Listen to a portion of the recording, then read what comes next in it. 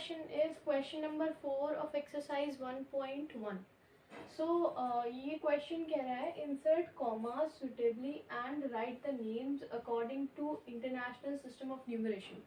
तो यहाँ पे आपको commas लगाने हैं और इनके names लिखने हैं, और किसके अकॉर्डिंग लिखने हैं? इंटरनेशनल सिस्टम ऑफ न्यूमरेशन के अकॉर्डिंग आपको इनके नेम्स लिखने हैं. ठीक है, जैसे अगर मैं यहाँ बात करूँ, ये हमारे पास एक नंबर है, तो इंटरनेशनल सिस्टम ऑफ न्यूमरेशन के अकॉर्डिंग हमने पढ़ा था कि हमें कॉमास कैसे लगाने हैं, हर 3 डिजिट्स के बाद कॉमा लगाने हैं. ठीक है, सो स्टार्ट करते हैं.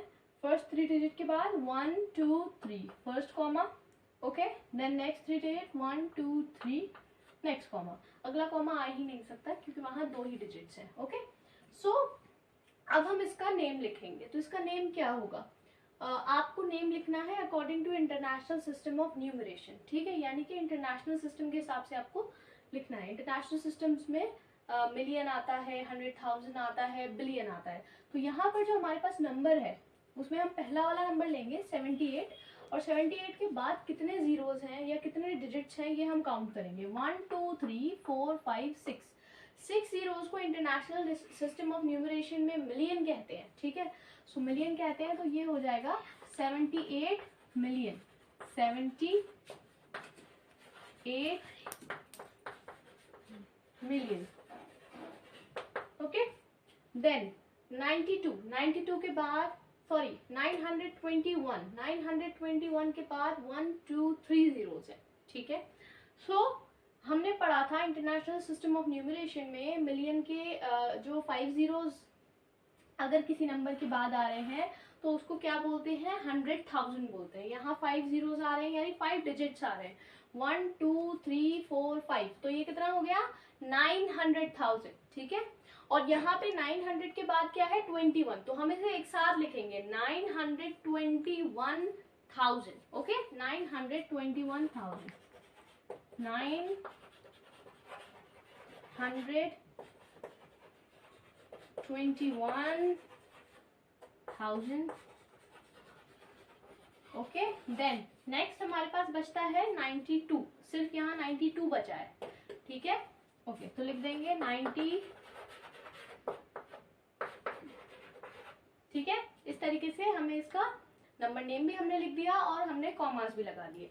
अब आते हैं पार्ट बी पर. ठीक है, सो बी पार्ट में हमारे पास नंबर है, तो वैसे ही फिर हम 3 डिजिट्स के बाद कॉमा लगाएंगे. फर्स्ट 3 डिजिट के बाद हमने पहला कॉमा लगाया 1 2 3 कॉमा 1 2 3 कॉमा. ओके, 7 के बाद कितने डिजिट्स आए? काउंट करेंगे 1 2 3 4 5 6. कितने हुए? 6 डिजिट्स. तो अगर ये 6 डिजिट्स हुए तो यानी कि 7 मिलियन हो जाएगा, क्योंकि 1 मिलियन में फर्स्ट डिजिट के बाद 6 जीरोस होते हैं, तो ये हो जाएगा 7 मिलियन. ओके, फिर आता है यहाँ पे 452. अब 4 के बाद कितने जीरोस हैं या कितने डिजिट्स हैं? तो 1 2 3 4 5 है, तो यहाँ लाख नहीं होता है, यहाँ पे 100,000 होता है. ठीक है, सो 452,000. ठीक है, इसको लिखेंगे 452,000. ओके, लास्ट में क्या बचा आपके पास? 283. तो इसको भी लिख देंगे 283.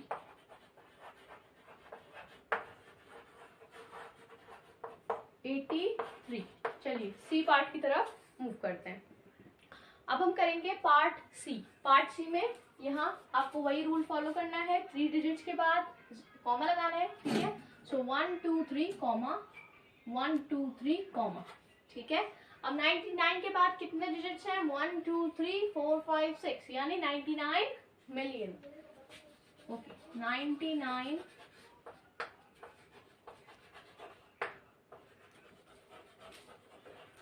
मिलियन. ठीक है, फिर 985 1 2 3 यानी कि 1000, तो ये हो गया 985,000. ठीक है, बचा क्या 102, तो इसको भी लिख देंगे वर्ड्स में 102। चलिए डी पार्ट पे आते हैं। डी पार्ट में वही रूल फॉलो कीजिए, कॉमा लगाइए 1 2 3 कॉमा 1 2 3 कॉमा, ठीक है। 48 के बाद 1 2 3 4 5 6 6 डिजिट, क्या बना 48 मिलियन, 48 मिलियन, ओके। फिर आगे क्या है 49, 49 के बाद 3 डिजिट्स हैं यानी कि 49,000, ठीक है।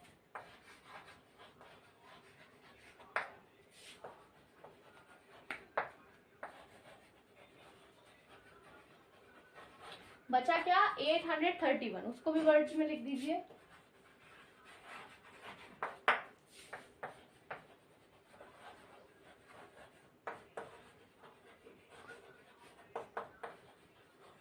ये हो गया, यहाँ पर एक्सरसाइज 1.1 कंप्लीट हो जाती है, ठीक है। अब हम नेक्स्ट एक्सरसाइज करेंगे, दैट इज 1.2, ठीक है। आज हम स्टार्ट करेंगे एक्सरसाइज 1.2, ओके। इस एक्सरसाइज के अंदर हमें बेसिकली क्वेश्चंस मिलेंगे जो कि काफ़ी लेंदी आपको दिखेंगे, पर एक्चुअली वो लेंदी नहीं है, ठीक है। अभी तक आपने शायद ऐसे क्वेश्चंस कम ही किए हों, प्रीवियस क्लासेस में किए होंगे लेकिन कम किए होंगे, ठीक है। तो चलिए रीड करते हैं और समझते हैं कि इसको कैसे करना है। क्वेश्चन नंबर 1 है, a book exhibition was held for 4 days। एक बुक एग्जीबिशन है, ठीक है। एग्जीबिशन जो आपके यहाँ भी लगती होगी, ठीक है। बुक एग्जीबिशन होती है, टॉयज एग्जीबिशन होती है, ठीक है, इस तरीके से। तो एक बुक एग्जीबिशन है जो कि 4 दिन के लिए हुई है, हेल्ड फॉर 4 days यानी 4 दिन के लिए वो हुई है इन अ स्कूल, किसी स्कूल के अंदर, ठीक है। So the number of tickets sold at the counter on the first, second, third and final day was respectively 1094, 1812, 2050 and 2751।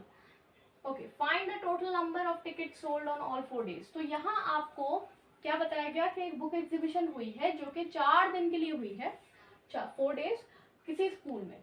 अब जो नंबर ऑफ टिकट्स है जो कि बेचे गए काउंटर पे पहले दिन, दूसरे दिन, तीसरे दिन और फाइनल दिन यानी चौथे दिन, वो रिस्पेक्टिवली यानी ऑर्डर से आपको यहाँ दे रखे हैं, ये पहले दिन का है, ये दूसरे दिन का, ये तीसरे दिन का, ये चौथे दिन का, ठीक है। अब आपको करना क्या है इस क्वेश्चन में, आपको टोटल नंबर ऑफ टिकट्स निकालने हैं जो कि चारों दिन बिके हैं। इस तरीके के क्वेश्चन में हमें करना क्या होता है कि जो भी डेटा आपको इस पूरे आप कह सकते हैं आपने जो कुछ पढ़ा उसमें जो भी डेटा दे रखा है आप उसे अलग कर लीजिए, ठीक है। तो सबसे पहले डेटा हमें दे रखा है, डेटा हमें ये दे रखा है कि फर्स्ट डे कितने टिकट्स बिके, ठीक है। तो हम लिख लेंगे टिकट्स सोल्ड, ठीक है। टिकट सोल्ड मैंने एक बार लिख दिया, अब यहाँ पे लिख देंगे फर्स्ट डे कितने टिकट्स बिके वो आप यहाँ लिख लीजिए 1094, ठीक है। Second day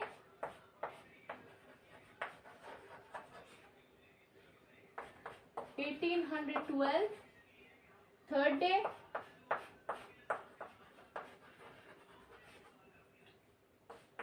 2050 and fourth day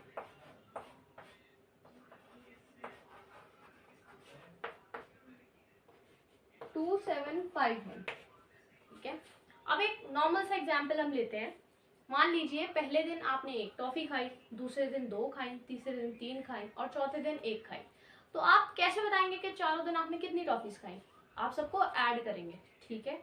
आप एडिशन करेंगे, एडिशन यानी कि सबको जोड़ देंगे, सबके नंबर्स को मिला लेंगे, 2 + 1 + 3 + 1, ठीक है। तो जो भी आंसर आएगा उतनी टॉफीज आपने इन टोटल खाई हैं। वैसा ही क्वेश्चन ये भी है, यहाँ आपको टिकट्स बताने हैं। तो टिकट्स बताने के लिए हम इन सब नंबर्स को ऐड कर देंगे, ऐड करके जो भी आएगा वो आंसर बन जाएगा आपका इस क्वेश्चन का, ठीक है। तो on adding all 4 numbers, all 4, आप इसको ऐसे लिख लीजिए, on adding tickets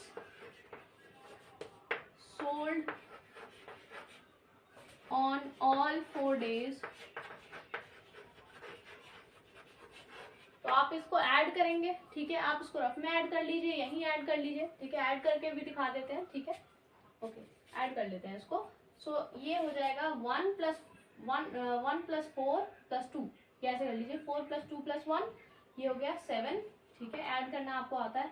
9 + 1 10 + 10 20, ठीक है, 8 + 2 10 + 7 17, एंड 1 + 1 2 3 4 5 6 7, ये हो गए 7,707। देखिए कितना आसान हो गया है क्वेश्चन। इस तरीके के कोई भी क्वेश्चन हो जो आपको इस लेंथ में दे रखा हो, आप उसमें से जितना भी डेटा आपको दे रखा है, जो भी इंपॉर्टेंट पॉइंट्स हैं, वो आप निकाल करके अलग लिख लीजिए, तो उसे सॉल्व करना आसान हो जाता है, ठीक है। क्वेश्चन नंबर 2 करेंगे अब। Okay, question number 2, Shekhar is a famous cricket player. Shekhar एक फेमस क्रिकेट प्लेयर है। He has so far scored 6,980 runs in test matches. तो शेखर ने अभी तक 6,980 रन स्कोर कर लिए हैं टेस्ट मैच में, ठीक है। He wishes to complete 10,000 runs. How many more runs does he need? तो वो उसकी इच्छा है, वो ये चाहता है कि वो 10,000 रन कंप्लीट करे। तो आपको ये बताना है कि और उसे कितने रन चाहिए ताकि उसकी जो इच्छा है, इच्छा वाला जो नंबर है दैट इज 10,000, वो पूरा हो जाए। तो इसमें जो भी डेटा दे रखा है उसको हम एक तरफ उतार लेते हैं। सो रन्स स्कोर्ड बाय शेखर, ठीक है, कितने हैं अभी तक, कितने स्कोर कर लिए शेखर ने, 6,980, ठीक है। Now how, okay, runs he wants to score और he wishes to score, he wishes to score, कितने वो स्कोर करना चाहता है, वो स्कोर करना चाहता है 10,000 रन, ठीक है। So number of runs left to score, sorry, number of runs left to score का मतलब क्या हुआ कि कितने रन्स रह गए हैं जो उसे अभी स्कोर करने हैं। तो इसके लिए इज इक्वल टू करके आप नीचे लिखेंगे 10,000 सब्ट्रैक्शन, ठीक है, 10,000 माइनस 6,980। तो आप इसको रफली सब्ट्रैक्ट कर लीजिए ऐसे कॉपी के पेज, कॉपी के साइड में, ठीक है, इसको रफली आप सब्ट्रैक्ट कर लीजिए और जो भी आंसर आए उसको आप नीचे लिख देंगे that number of runs left to score was that, ठीक है। सो इसको सब्ट्रैक्ट कर लेते हैं, 10,000 6,980, जीरो में से जीरो सब्ट्रैक्ट करेंगे, कुछ जीरो ही आएगा। फिर यहाँ पे जीरो है और यहाँ 8 है, तो आपने पहले सब्ट्रैक्शन सीखा हुआ है। इस जगह आप क्या करते हैं, आप कैरी लेते हैं, बोरो करते हैं एक नंबर, तो ये बन जाता है 9 और ये हो जाता है फिर कितना, ये हो जाता है 10, ठीक है, क्योंकि आपने एक इधर कैरी ले लिया। अब जब आपने यहाँ तो कैरी ले लिया पर सब्ट्रैक्शन तो यहाँ करना था ना, तो एक कैरी आपने यहाँ से भी ले लिया, तो ये भी कट करके बन गया 9 और ये बन गया 10, ठीक है। अब 10 - 8 हुआ 2, 9 - 9 हुआ 0 और 9 - 6 हुआ 3, यानी कि 3,020 रन्स आर लेफ्ट। तो नीचे आप लिख देंगे 3,020 रन्स आर लेफ्ट टू, ऐसे लिख दीजिए, are 3,020 runs are left to complete, क्या नाम था, शेखर्स विश, ठीक है, शेखर की इच्छा को कंप्लीट करने के लिए अभी 3,020 रन बाकी है।